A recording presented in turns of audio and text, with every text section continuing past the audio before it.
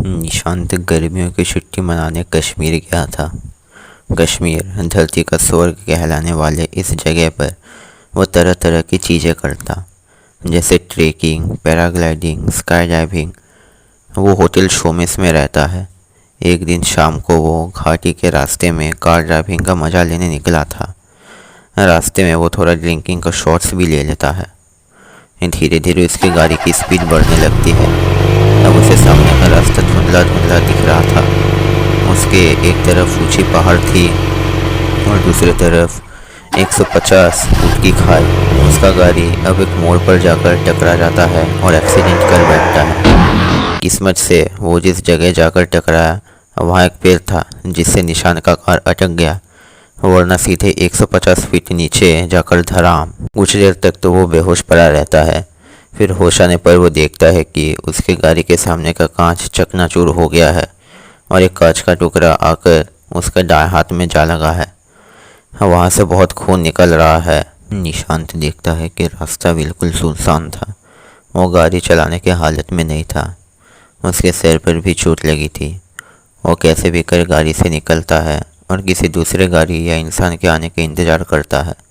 करीब 10 मिनट ऐसे ही खड़े रहने के बाद वो लड़खड़ाते हुए चलना शुरू करता है। अभी भी शराब का नशा उसे चढ़ा हुआ था, इसलिए उसे इतना ज़्यादा दर्द महसूस नहीं हो रहा था। लेकिन धीरे धीरे समय के साथ नशा कटने लगता है और उसे ज़्यादा दर्द होने लगता है। लेकिन करीब 3 किलोमीटर तक चलने के बाद भी उसे हॉस्पिटल तो छोड़ो, एक दुकान या घर भी नहीं मिला। वो अब थक हार कर नीचे गिर पर जाता है और बाद में होश आने पर खुद को एक हॉस्पिटल के मुर्दा घर में पाता है। वो डर के मारे पसीना पसीना हो जाता है कि यहाँ के स्टाफ ने मुझे मरा हुआ समझकर मुर्दा घर में भर दिया। वो वहाँ से उठकर देखता है कि मुर्दा घर में एक लाइट जल रही है। कमरे में एक भी खिड़की नहीं थी और कमरे का गेट भी लॉक था। अचानक से वो जलता हुआ लाइट हो जाता है और इससे पहले कि निशान कुछ समझ पाता, कई सारे डरावने हंसियों की आवाज़ उसके कानों से गुजरती है। वो आवाज़ तेज होने लगती है और लंबे लंबे नाखून और खून से सने हुए हाथ उसकी ओर बढ़ने लगते हैं।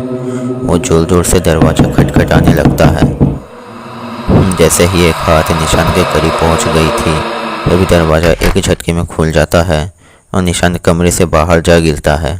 जिस मुर्दा घर के स्टाफ ने गेट खोल निशान को जिंदा देखा, वो बेहोश होने ही वाला था कि निशांत उसे संभाल लेता है और सब खुलकर कहता है। तभी निशांत को पता लगता है कि इसी जगह करीब 15 साल पहले जालिम नाम का एक ज़मीन माफिया राज करता था। लोगों का भरोसा पाने के लिए वो यहाँ एक हॉस्पिटल बनाया, लेकिन हॉस्पिटल का ज़मीन उसने किसानों से हड़प कर बनाया था। जब किसानों ने विरोध किया तो वो उन सबको मारकर इस मुर्दा घर में रख दिया। जालिम के मरने पर हॉस्पिटल मैनेजमेंट कई बार उन लाशों का सत्कार कराने का कोशिश करती, लेकिन नाकामयाब रहती। निशान को सब समझ आता है। वो अब अपने आप से कसम खाता है कि और कभी भी शराब पीकर ड्राइविंग नहीं करेगा।